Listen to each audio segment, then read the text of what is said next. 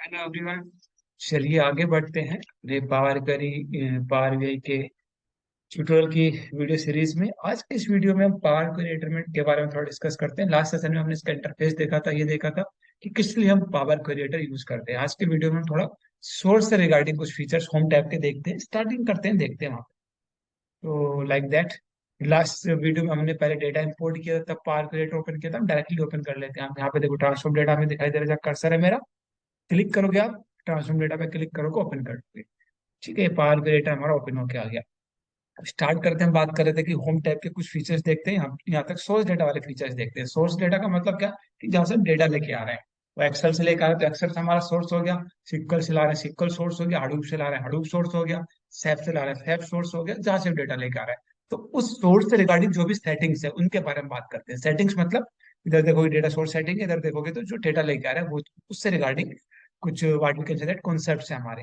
तो डेटा तो आप वैसे इंपोर्ट कर लोगे न्यू सोर्स का यूज करके, जैसे हमने पावर डेस्कटॉप से किया था, एक्सेल से किया था, हमने सिक्वल सर्वर से किया था, टेक्स्ट फाइल से किया था। जहां से भी आपको डेटा चाहिए। राइट नाउ मैं एक्सेल का यूज कर लेता हूँ, और कोई भी फाइल लेकर हम ब्राउज कर लेते हैं, इंपोर्ट कर लेते हैं। एक्स वाई चीज जो भी हमें करनी है, मे बी मैं डाउनलोडिंग में यही कर लेता हूँ।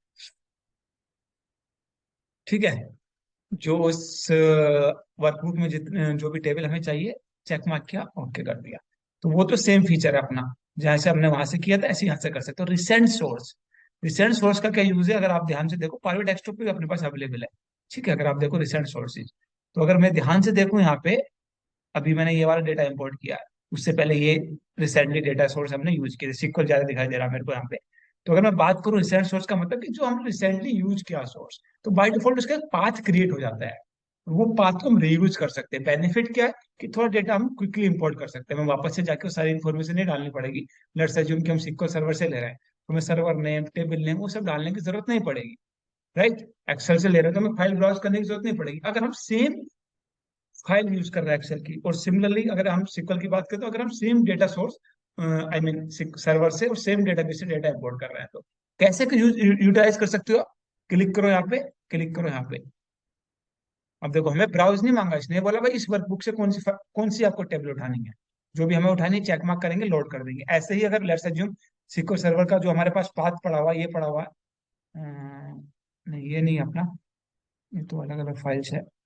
ये वाला हमारा पड़ा हुआ है, इसको यूज करते हैं पहले। देखो इसने हमसे ना तो सर्वर नेम पूछा, ना डेटाबेस नेम पूछा, इवन टेबल नेम भी नहीं पूछा। लास्ट बात था वो हमें वहां से इसने डेटा में फैच करके दे दिया। तो रिसेंटली सोर्सेज का हम यूज कर सकते हैं डेटा को इंपोर्ट करने के लिए। ठीक है, बेनिफिट क्या, कि क्विकली डेटा इंपोर्ट कर सकते हैं, यही एक हमारे पास बेनिफिट है। ठीक है, नेक्स्ट ऑप्शन अपने को दिखाई दे रहा है यहाँ पे, एंटर डेटा। अच्छा, मैं कर लेता हूँ एक्सेल का यूज करके, आपको कर लेता हूँ। SQL सर्वर ओपन नहीं किया हुआ मैंने, तो एक्सेल का यूज कर लेते हैं। हम कह रहे हैं ये भी टेबल चाहिए थी, हमें चेक मार्क किया, ओके कर दिया, डेटा लोड होके आ गया। ठीक है, नेक्स्ट देखें हम एंटर डेटा। एंटर डेटा का क्या मतलब है, कि हम यहाँ पे टेबल क्रिएट कर सकते हैं। कभी कभार अगर हमें रिक्वायरमेंट है मैनुअली कोई टेबल क्रिएट करने की, वो कर सकते हैं। फॉर एग्जाम्पल मैंने बोला भी मेरे को नेम है एम्प्लॉय के, इनकी एज है, इनकी सिटी है, ऐसा कुछ मेरे को डेटा लेके आना। ठीक है, मे बी लाइक दैट, मैं मैनुअल यहाँ पे डाल सकता हूँ। कोई ए नेम है, कोई मेरा, इसकी एज 25 है, सो उसके बाद आप टेबल का नेम जो भी देना चाहो यहाँ पे टेबल का नेम दे सकते हो। मैंने यहाँ पे डेटा दे दिया, एंड ओके कर दो। अच्छा, यहाँ पे एक बेनिफिट हो रहा है हमारे पास, कि अगर आपको कॉपी पेस्ट करना डेटा कहीं से, लेट्स से जूम में जैसे डेटा, ये वाला डेटा कॉपी पेस्ट करना चाहता हूँ, तो आप वहां पे कॉपी पेस्ट भी कर सकते हो। मैंने कॉपी किया, वहां से पेस्ट कर दिया, ओके कर दिया। तो आप मैनुअली टेबल क्रिएट कर सकते हो। ठीक है, नेक्स्ट ऑप्शन अपने को यहाँ पे दिखाई दे रहा है, data source setting. Data source setting में अगर मैं क्लिक करूँ, तो आप ध्यान से देखना, कुछ तो परमिशन से रिगार्डिंग है। परमिशन से रिगार्डिंग चीजें भी हम डिस्कस नहीं कर रहे हैं। अपन को बहुत सारी परमिशन की बात करनी है। जब मैं रोल नंबर सिक्योरिटी की बात करूंगा, या मैं बात करूंगा गेटवेज की, तभी हम इनकी बात करेंगे। राइट नाउ डेटा सोर्स इन करंट फाइल, ये वाला ऑप्शन देखता हूँ मैं। ठीक है, तो इसमें क्या है, अगर अपन देखें तो सबसे पहले नेम से ही दिखाई दे रहा है data source setting. Data source setting मतलब जहां से आप डेटा लिया है आपने, उस सोर्स से रिगार्डिंग को सेटिंग आपको करनी है। वेरी सिंपल थिंग, की भी हमने जहां से डेटा लिया एक्सेल से, वहां से में भी वो पाथ चेंज हो गया। किसी ने कॉपी पे कट पेस्ट कर दी फाइल, एक फोल्डर से दूसरे फोल्डर में, और हमें डेटा रिफ्रेश करना है, तो एरर दे देगा। या फाइल का नेम चेंज हो गया, सिमिलरली सिक्वल सर्वर से टेबल का नेम चेंज हो गया, या डेटाबेस का नेम चेंज हो गया, या दूसरे डेटा सोर्स से वहां पे कुछ चेंजेस हो गए, और मैं डेटा रिफ्रेश करना चाह रहा हूँ, डेटा को एक्सेस करना चाह रहा हूँ, और मैं डेटा को एक्सेस करना चाह रहा हूँ अगेन, तो वो एरर में आ जाएगा। देखें, फॉर एग्जाम्पल अगर अपन बात करें जहां से हमने डेटा इंपोर्ट किया था अभी, अगर देख ले, ओपन कर लेते हैं हम, देख लेते हैं फाइल कौन सी थी हमारी।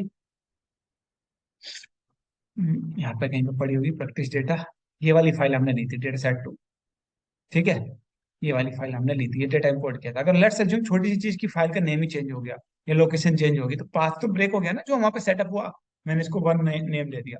अब मैं डेटा रिफ्रेश करने की कोशिश करूंगा, एक्सेस करने की कोशिश करूंगा, तो वो एरर दे देगा। देखें, क्लोज किया मैंने, यहाँ पे ओडेस पे गया मैं, तो मैंने यहाँ पे रिफ्रेश पे क्लिक कर दिया। कहाँ पे? यहाँ पे रिफ्रेश पे, राइट नाउ एरर आ गई। ठीक है, क्यों? क्योंकि इसको पाथ नहीं मिला। वो फाइल नेम डेटा सेट 2 था, वो डेटा सेट 1 हो गया, तो पाथ ब्रेक हो गया, वहां पे उसको डेटा नहीं मिला जिस पाथ पे वो डेटा था अवेलेबल। सिमिलरली अगर हम फाइल का फोल्डर चेंज कर देते तब भी हमारी जो लोकेशन चेंज हो जाती, डायरेक्टरी चेंज हो जाती। तो हमें क्या करना पड़ेगा? हम डेटा सोर्स सेटिंग पे जाएंगे, नया पाथ दे देंगे, या तो हम मैनुअली इसको सेलेक्ट करें, चेंज सोर्स पे क्लिक करें, या तो हम मैनुअली इसको रीनेम कर दें, या हमारा बेस्ट थिंग है कि हम ब्राउज कर दें। हमें नहीं पता यार क्या नेम चेंज हुआ या कौन सी फाइल कहाँ पे गया था लोकेशन पे, तो हम दोबारा ब्राउज कर दें, उसको ओके कर दें। ठीक है, तो नया पाथ हमारा वो जनरेट हो जाएगा। जैसे नया पाथ जनरेट हो जाएगा, रिफ्रेश करोगे, एरर चली जाएगी, डेटा भी आपका अपडेट हो जाएगा। तो डेटा सोर्स से रिगार्डिंग जो सेटिंग है, नेम से ही समझ में आनी चाहिए हमें कि डेटा सोर्स जहां से डेटा लेके आ रहा है वहां से कुछ सेटिंग चेंज हो रही है हमारी। ठीक है, तो वो हम यहाँ पे कर सकते हैं। कौन सी सेटिंग में भी अभी राइट नाउ हम पाथ की बात कर रहे हैं, फाइल नेम की बात कर रहे हैं, फोल्डर की बात कर रहे हैं, डेटाबेस की बात कर रहे हैं, टेबल की बात कर रहे हैं। ठीक है, लेटर में हम बात करेंगे कॉलम्स की भी, कि कॉलम्स, जब हम कॉलम के बारे में बात करेंगे तभी बात करेंगे कि कॉलम ऐड हो गया उधर या उधर डिलीट हो गया तो क्या इफेक्ट इधर पड़ेगा।